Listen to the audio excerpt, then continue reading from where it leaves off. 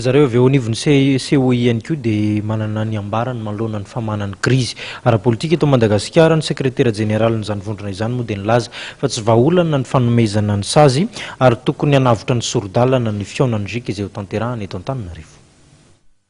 Tsy vahaolana ny fanomezana sazy, hoy ny sekretera jeneraly ny vaomeran'ny Oceania Indiana Andriamatoa Jean-Claude de Restrac. Araka nambarany dia tsy tanterahana izany raha tsy hoe sanatria tsy hita ny vahaolana ahafahana mivoaka amin'ny krizy. Ny COI izay manamafy fa ny sorodalana no amin'ny vahaolana amin'ny krizy. Arapetraka ity vondrona ity fa ny dinika izay tanterahany zika eto Madagasikara dia natao hanavotana ny sorodalana. La question des sanctions se posera que si finalement la médiation ne réussit pas. Nous avons tous intérêt à ce que cette médiation, qui dure déjà depuis trop longtemps, aboutisse.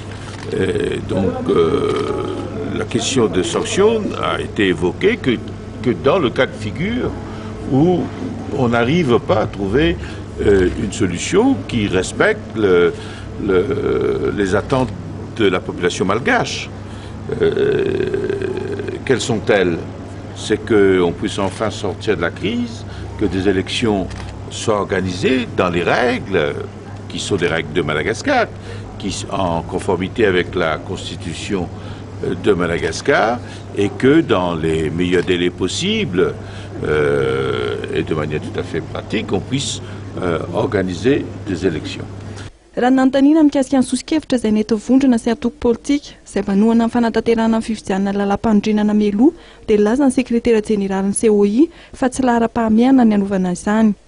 Nosiritan'Andriamatoa Jean-Claude de Lestrac fa misy fanombohana ary misy fiafarana amin'ny fanelanelana izay ataon'ny vondrona iraisam-pirenena. Raha sanatria ka tsy misy ny vahaolana izay hita dia nilaza izy fa izay vao miditra amin'ny fanasaziana ny vaomeran'ny Oceania Indiana ary tsy maintsy ao anatin'ny filakevitry minisitra ny COI ihany no hanapahana izany.